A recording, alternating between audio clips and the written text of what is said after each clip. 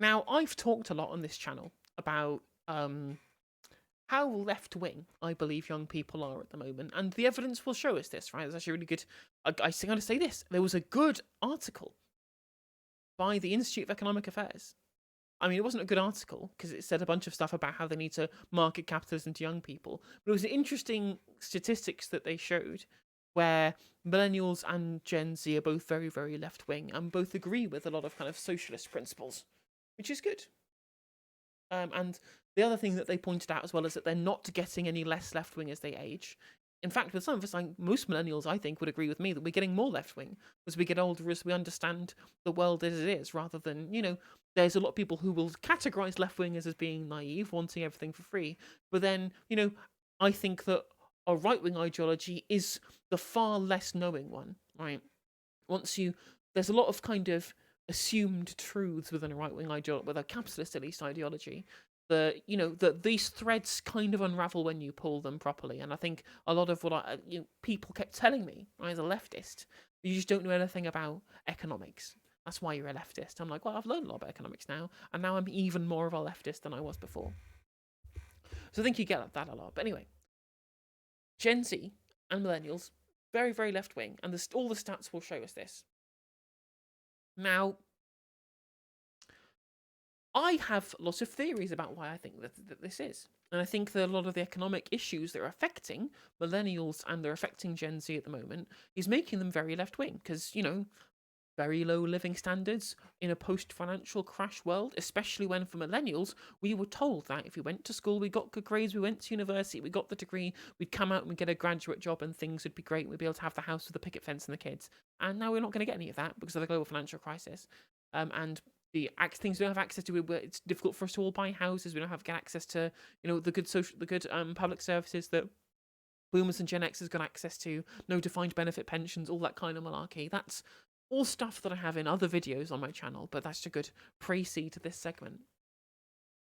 Because I fully have, there's a whole load of stuff that I've laid out very, very in detail and in depth in this channel about why young people are as left-wing as they are, because of the economic circumstances that they're a part of. But wouldn't you know it, that the Telegraph doesn't agree with me.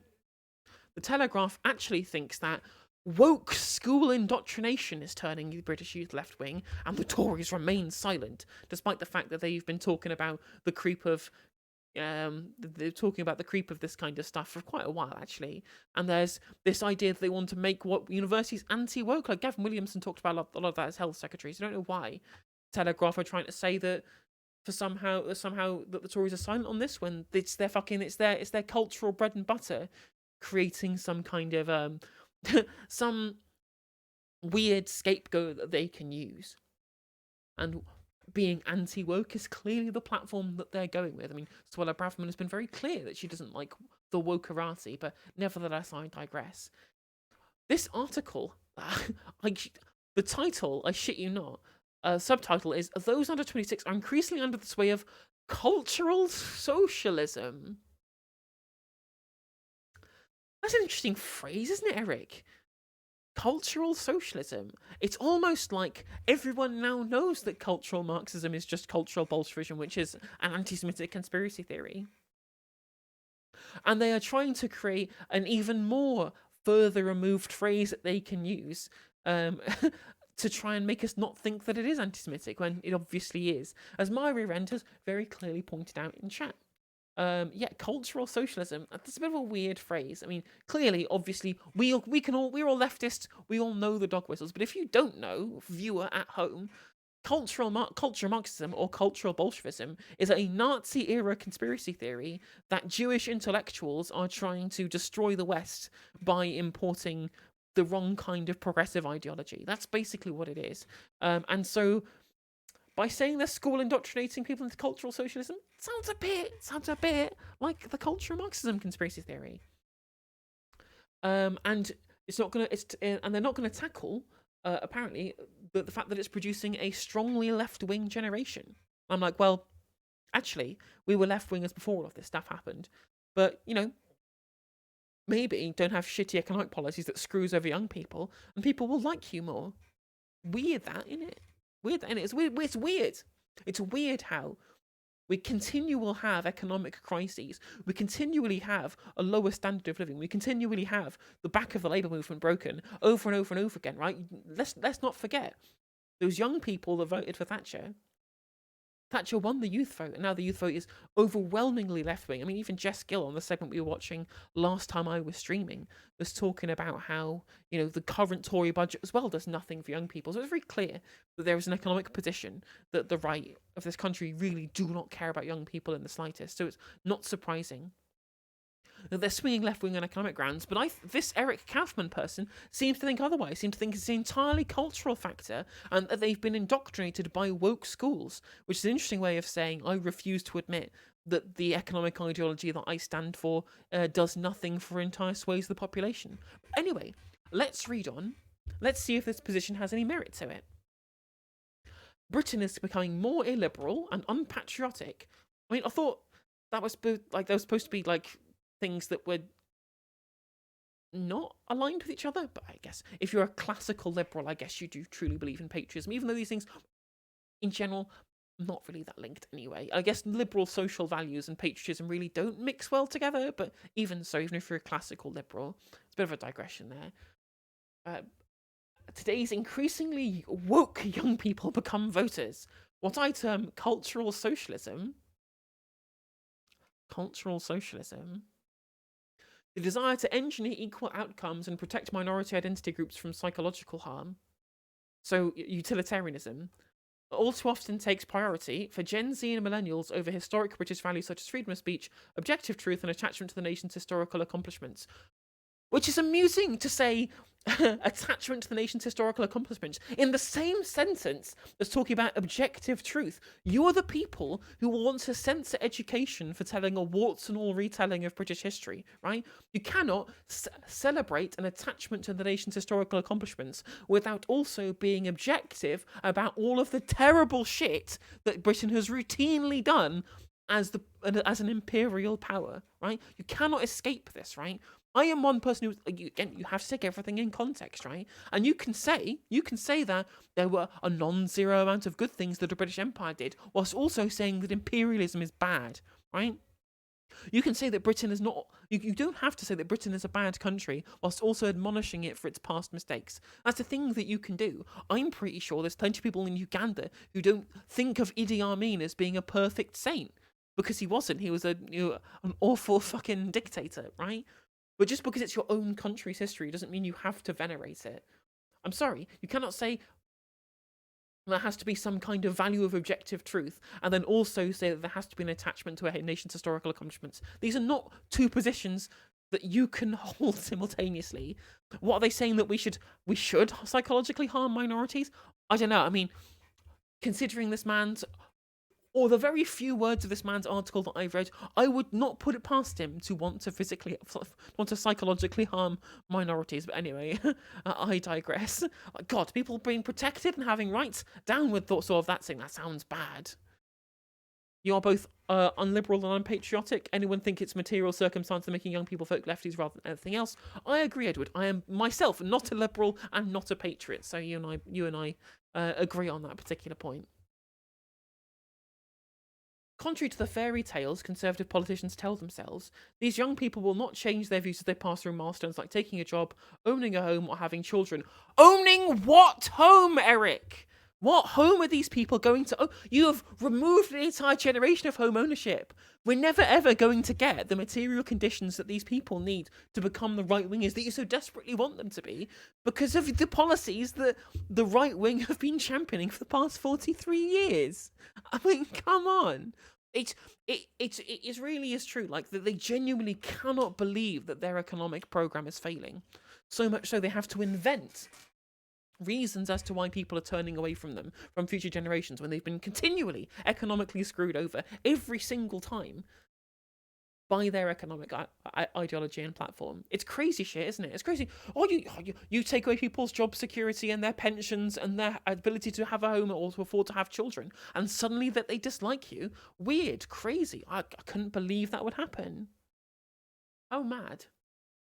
Considering the findings of my recent policy exchange report on the politics of young Britons and public opinion on cultural issues. Oh, he's at Policy Exchange, is he? Oh, so he's extremely hard, right? He's Tufton Street. Well, there you go.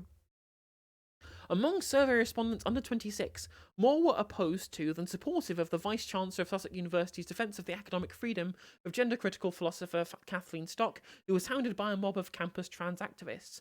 Let it be also, it was really important to know, Kathleen Stock's freedom of speech was in no way affected by any of this. She chose to leave voluntarily and then got a job at the fucking griftathon, was it the Texas University of Free Speech, wherever it was? The explicitly free speech university, right? Because she knew that being cancelled is the best kind of like media platform that you could ever hope for, right? Literally, I have been cancelled, I say in my interview double page spread in the Guardian. Like, that's literally what these people will do. And she was never forced out by Sussex University, right? She was never forced out. She left of her own accord, right? And when you've turned university into a product, when university is now, these are now no longer students, they are now clients. They are now paying £9,000 a year to get taught by these people. Damn right, they should have at least some amount of say in the people who teach them, because they are paying to be clients of this university. I don't think many people who are trans or have trans friends, right, want to pay £9,000 a year to be told that they are autogynephile perverts who want to destroy women. Like, I don't think that's what they really want to do with their money. Do you? Weird, that one. This age group is evenly divided between those who want J.K. Rowling dropped by her publisher and those who think she should stay, or between those who want Churchill's statue to be removed for it to remain in Parliament Square.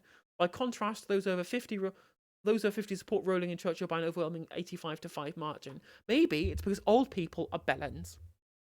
Like, Kathleen Stock is nowhere near as bad as J.K. Rowling, for what it's worth, actually. Like, Kathleen Stock, maybe she may be more overt in her transphobia, but like, J.K. Rowling's platform is so much bigger and she has so much more reach.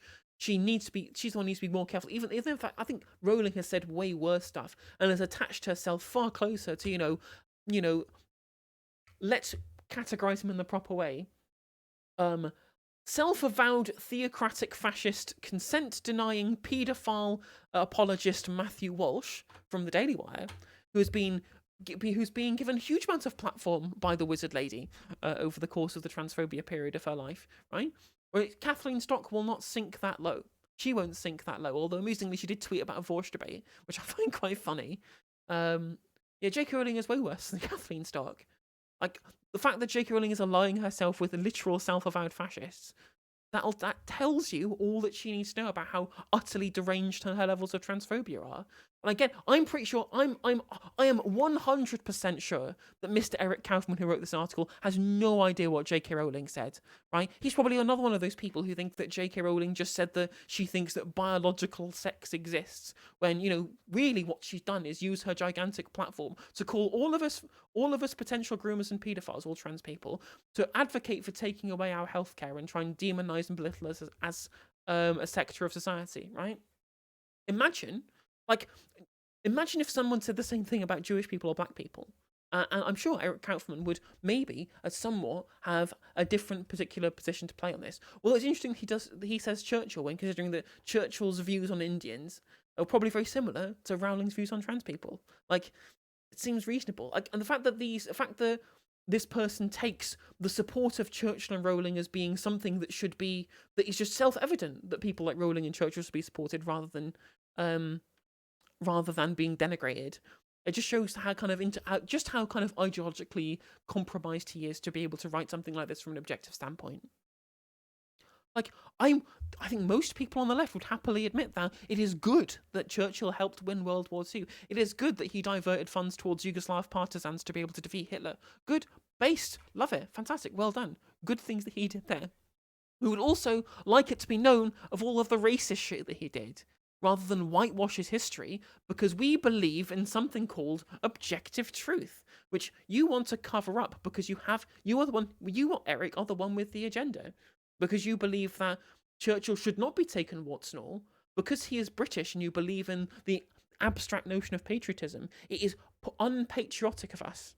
It would be unpatriotic of us to report the things that Churchill said and did factly. factually, that's the word I'm looking for, rather than completely write over it to try and whitewash his history. Strange that. Young people are influenced by social media, but schools play an important part in reinforcing woke beliefs. What's this? Another Telegraph news segment. Okay, I'm sure this will have factual basis to any of it. This is about universities. This is not about schools.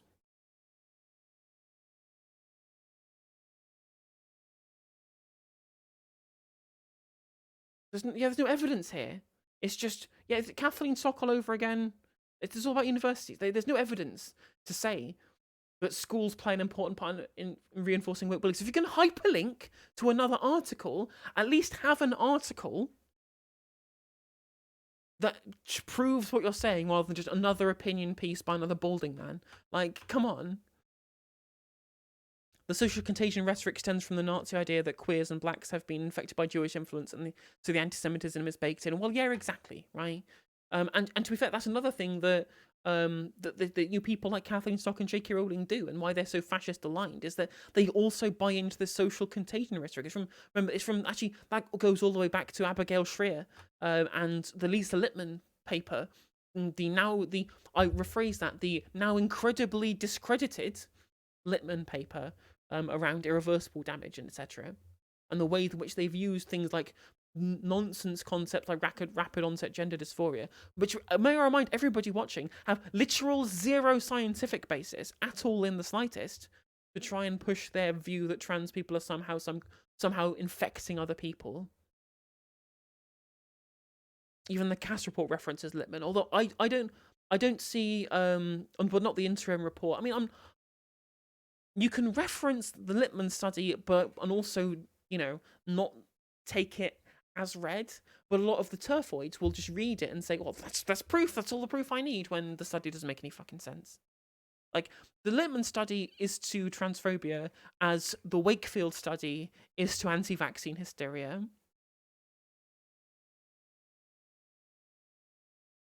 A clear majority of British school children are being indoctrinated with cultural socialist ideas.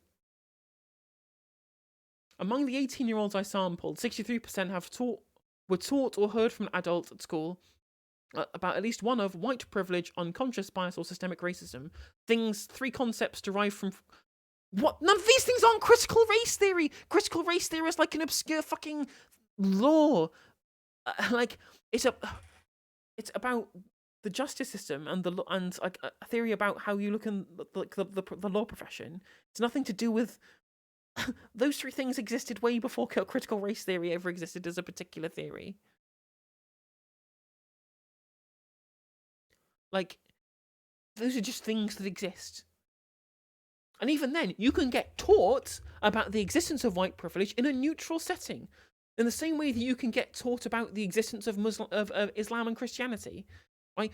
In the same way that you can objectively teach about what religious people believe and the tenets of a certain religion, you can also get taught about, the concept of white privilege, and then people don't even have to buy in it in the first place. The idea that people have unconscious bias, that's just self-evident. That just exists. We all have unconscious biases. That's literally just a fact of life, right? How you act upon those unconscious biases, how we deal societally with those unconscious biases, that is something that is ideological, right?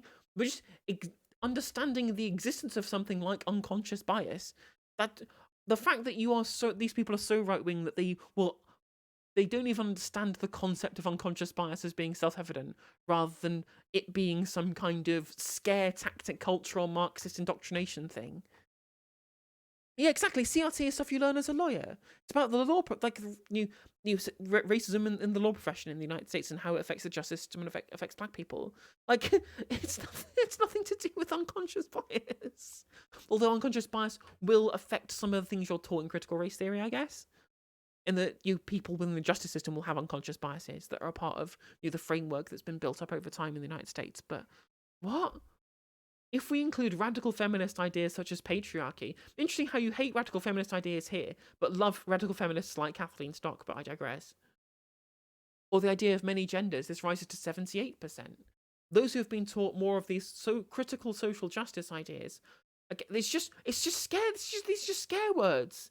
This is just an article full of things that boomers will read and then will have a fucking aneurysm. The veins will pop in their necks as they read, fucking critical social justice buzzwords that they have created themselves and created a scaremongering like moral panic around specifically themselves.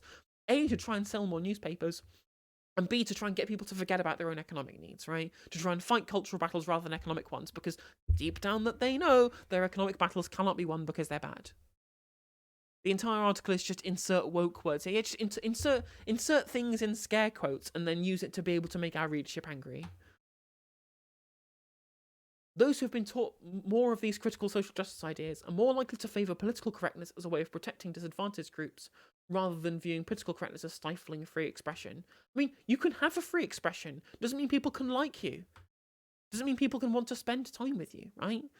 It's perfectly legal for you to go around in the city centre of your choice, screaming the N-word at the top of your lungs. But don't be surprised if people will naturally never want to be your friend for the rest of your life if you did. Like, come on, that's all this is. Freedom of expression does not mean freedom from consequences. Well, exactly. It doesn't mean freedom of doesn't mean that people doesn't mean people should be forced to associate with you either. Yeah. This is really is that picture of Rod and Todd from The Simpsons where they're both wearing like journalist hats with press. Let me find the image.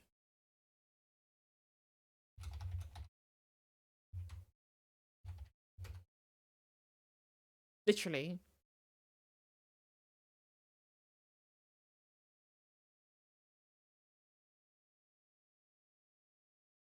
It's a GIF. There we go. This is literally what this person is. If I don't like you, I can express that by not liking you. No. I think you'll find that's called cancellation. That's called cancel culture, Kathawa. If you express that you don't like me, then you're cancelling me, and that's bad. That's cancel culture. I don't know why Eric Kaufman here is trying to cancel our school system. He's cancelling woke people. I can't believe it. I can't believe he'd do such a thing. These young people who dissent from orthodoxy do so at their own risk, and do so at their own whisk. Sorry, and the equity, diversity, and inclusion agenda, again, more just things to put in scare quotes, forces them to self-censor. A majority of right-leaning young people who said they were taught at least 3 of 5 critical social justice concepts worried about being expelled or punished for voicing their opinions. Well, you're not going to get expelled or punished for voicing your opinion unless it's a racist one. Like, just don't be racist. Like, it's not difficult. Don't include people. God, that'd be terrible. What are we doing? I know, right, Ling Ling? How crazy would that be if we included people? Nearly half of right-leaning employees under 35 who have taken diversity training worry about being fired or losing their reputation. I mean, I think if you're really worried about being fired, how about you join a union? And then maybe if it's something that you can't be fired for, you won't get fired. Simple. Very simple. This is literally an entire article just of please can we just let people be racist.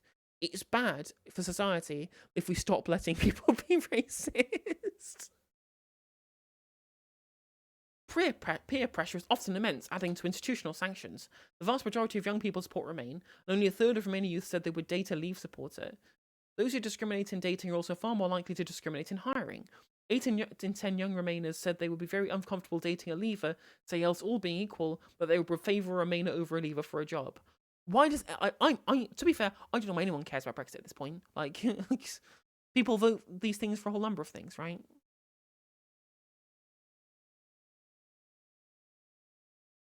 I love how the right-leaning employees part was used as a means to make right-leaning people look like a vulnerable and marginalized group. Well, that's how they view themselves, right? You've seen countless articles now where people are saying, "Oh, I can't believe that coming out as a conservative is harder than coming out as gay in 2022," or "I'm being cancelled on dating apps for being too right-wing. Why can't conservatives get a date?" So much that they have to make their own fucking safe spaces and conservative dating apps because no one wants to date them on Tinder.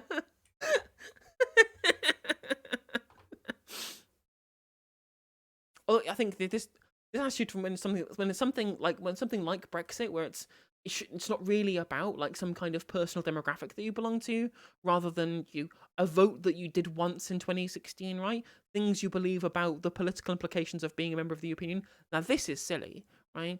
There's a difference between how you view the nebulous policy implications of Brexit and how you view entire segments of the population based upon their immutable characteristics. Those are two different things. As Ed West remarks in his book Small Men on the Wrong Side of History, there is a powerful anti-Tory youth culture.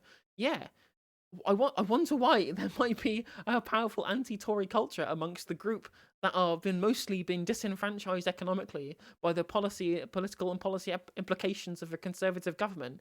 Wow, I can't believe it. I can't believe it in the slightest that there might be anti-Tory culture among young people that have been systemically disenfranchised by a political party that never puts their interests to heart. Weird, crazy shit. I cannot believe it. Mad stuff.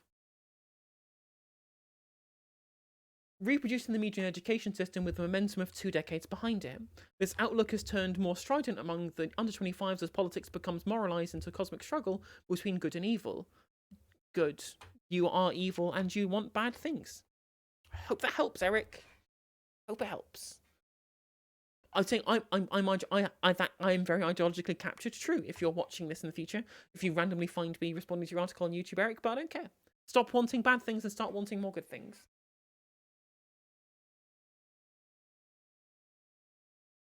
The group whose faces the leopards are eating won't vote for the leopard face eaters party. I mean, for once, that happens to be true, Kevin. The young people are the only rational members of the population left, apparently. The only people who will look at the Conservative Party and go, these people hate me and want to eat my face.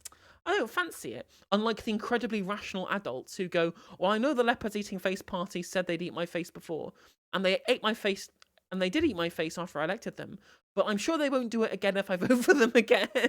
The very incredibly rational adults. You're old enough to remember when EMA was cut and Triple Lock was created. Yeah, exactly. Like, considering what George Osborne did, I'm surprised there are any young people left who vote Conservative at all in the slightest, right?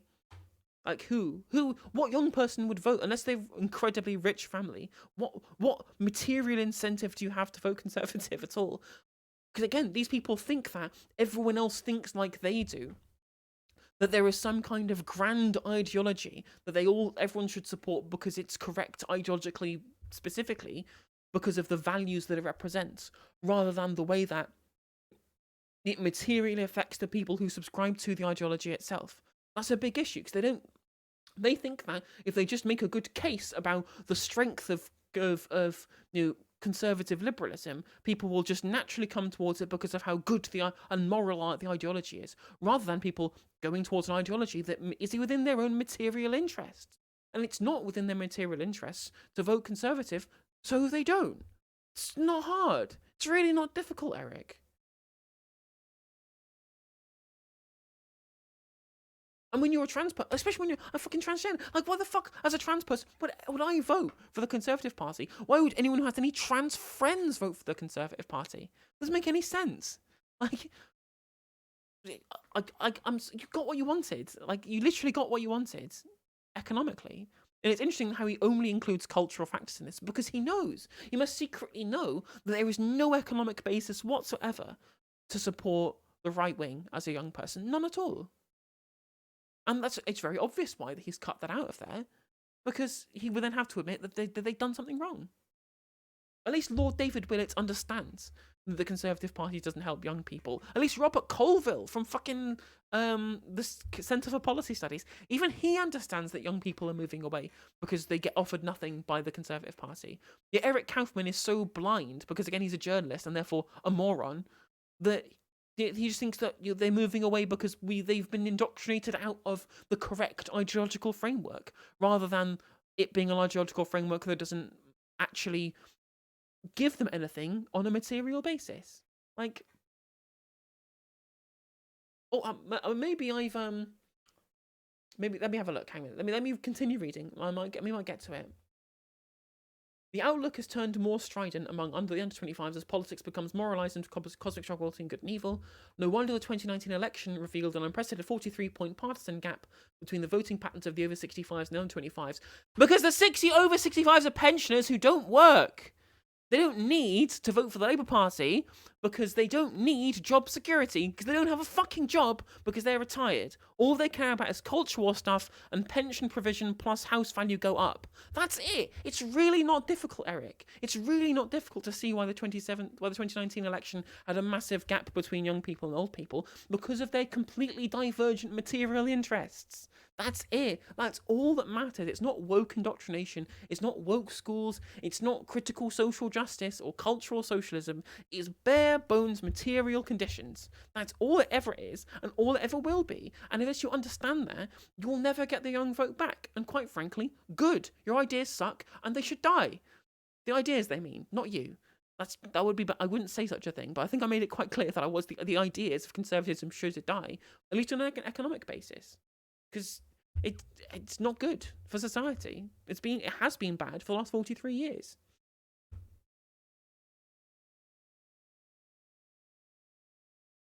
This is not about generation rent failing to achieve middle-class material goals like home ownership or a family, despite the fact that earlier in this own article, you were talking about people not becoming more right-wing as they got older. It's almost like the things that not getting the home or the family affect people materially and means they don't support the economic paradigm. I'm having a fucking aneurysm. I'm gonna lose my mind. I'm gonna lose my mind. He's debunked himself in his own article. Neither housing tenure nor marital status makes much difference to what attitude toward free speech or the British past when you control for education, age, and other factors. But that is also, maybe you can think, maybe there is almost certainly someone out there, right? I know because I'm friends with them. People are my friends. My guy. He's called Josh. He's lovely. He's brilliant. We play Magic together, right? And our cultural values are diametrically opposed from each other. Not diametrically opposed. Like I think he absorbed a lot of kind of social justicey type stuff from hanging around with each other and kind of by osmosis. But overall, he's a military man, right? He works for a security company now, and he was in the Marines as well. And he was just like, I disagree with, I think I value free speech. I'm a patriotic person, right? But I'm going to put that to one side because I genuinely care about the material it needs. He just had a kid, right? He just had a kid. I was like, I need to make sure I have the best economic future for my child. And I can't get that from the Conservative Party. And these are the kind of people that you're going to lose if people cannot get access to the housing ladder, can't afford to raise a family, and don't have any proper economic future ahead of them, right?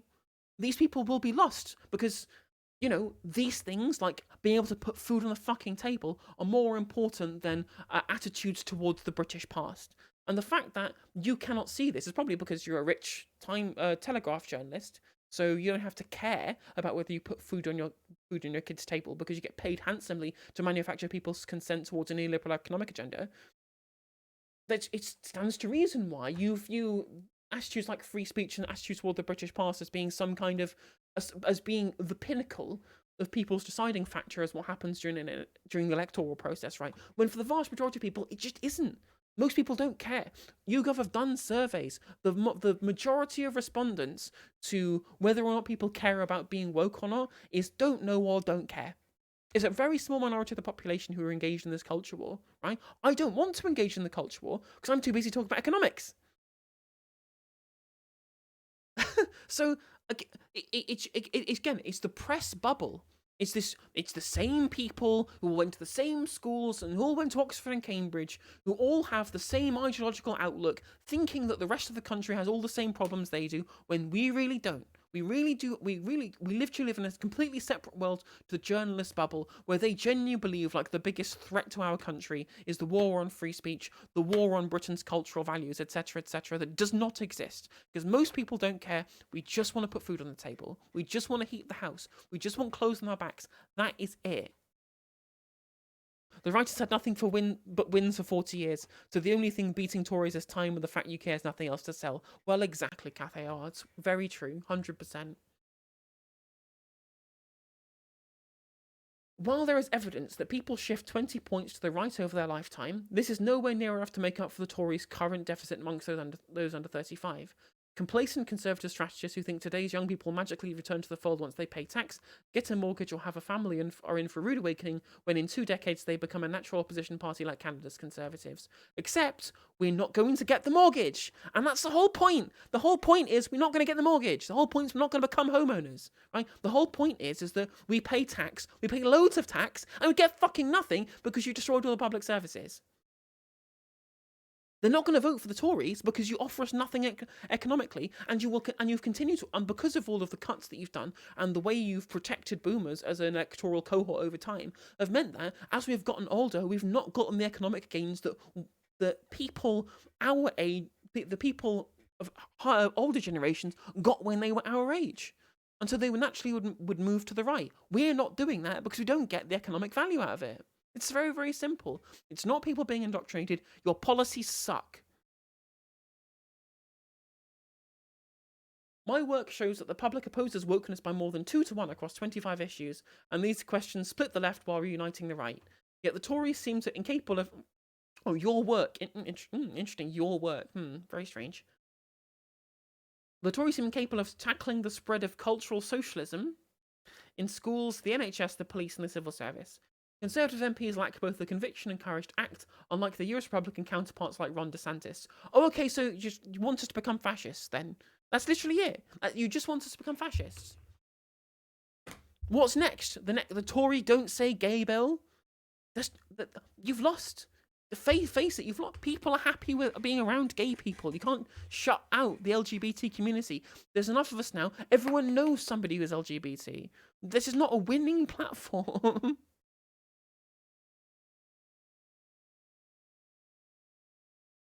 Too many business liberals who pray at the altar of economic dynamism and care little about the country's culture and traditions.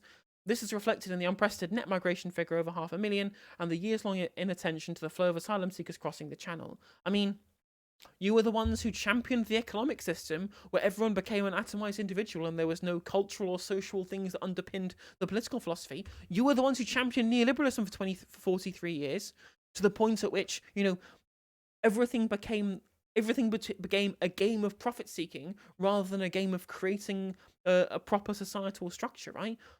I'm sorry, mate. You got what you wanted. You literally got exactly what you wanted. Just in the same way that society will break down with regards to our cultural ties that are good because of neoliberalism, also all the bad cultural ties will die down as well. Because businesses don't care about creating a culture, they care about making money. That's all they care about, and that's all they will care about under neoliberalism. So, yeah, I mean, you advocated for political policy making that was entirely built around the needs of businesses to make profit, and that's what you got. Well done. Simple. If most Britons no longer believe in freedom of speech or scientific reason,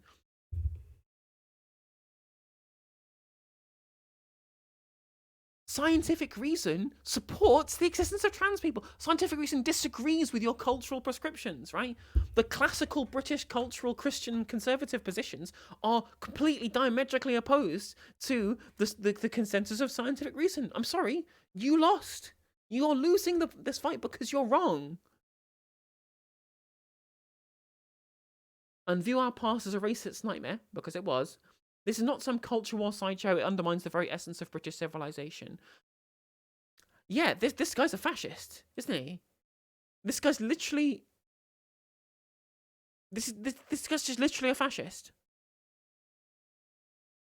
And when he's talking about cultural socialism, from intellectual academics, indoctrinating the youth into gender confusion and Marxism, like this guy's a fascist. He's just and he's just saying we need to undermine. It doesn't matter about economics; it's all about culture. Yeah, this is fascism. Like, I'm sorry, he may think he is a classical liberal, but this is classic fascism. we've had enough of experts. But like this idea, this obsession that there's this internal plot of elite academics to try and undermine the very essence of British civilization, and you know, unprecedented net migration figures. This is fascist. This is just fascism.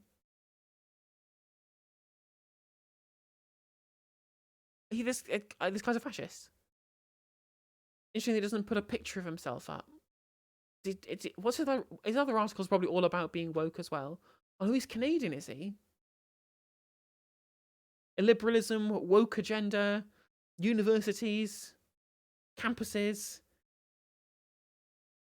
first woke nation, woke activist. Yeah, this guy's just this guy's obsessed.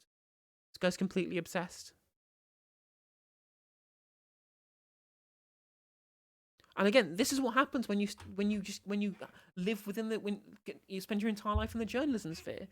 These things just fucking eat you up because you are imagining a culture war that no one else is invested in, but you have to be invested in it because it gets you readership, and it creates a new kind of idea to get other people invested in, to get continual readership, right? Some kind of moral war that you need to wage, and that gets people, that hooks people in. Very strange article, that one. And amusingly, I think because I was linked to it by Aaron Bastani. And I'm using here, like from the actual report that was done, you'd think, right? This is left-right identification by age, where you got age on the, actually you probably can't see that there. You can probably see it just fine here. The left wing is blue and right wing is how they're more left wing, but it's like 75% for like elder Zoomers and young millennials, but only 65% for 18 to 19-year-olds. So actually, a lot of this stuff isn't coming out of schools. This stuff is coming out of people out. This, like, the most left wing age group here is 26, 27. So these people were in school 8 years ago. There'd only been like 3 years of Conservative government. And you're saying that it's the schools that don't... No, this must be... It can't be the schools, because the young people are less left-wing than the older Zoomers. This doesn't make any sense. The data does not support your conclusion.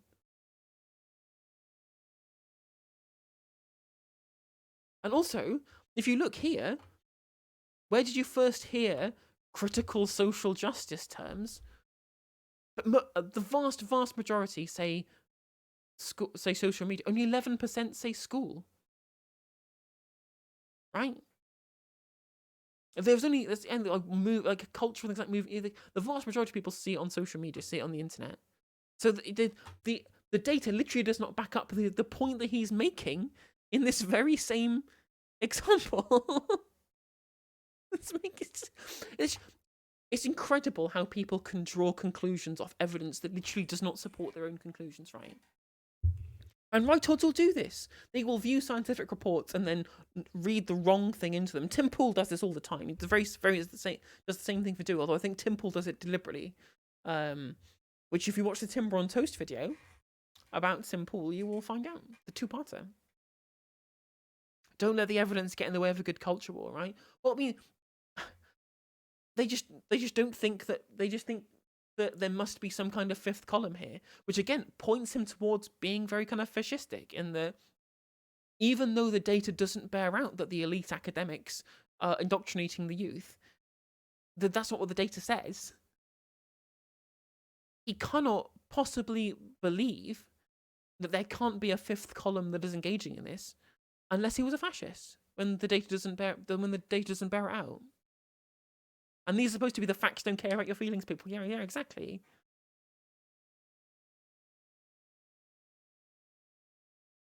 Oh yeah, I've seen multiple right-wingers do that, where they'll literally take a study that says the opposite. Always trans studies, every single time it's a trans study, and they'll actually take the study and then conclude the opposite of what it says in the abstract. Very, very strange article, that one.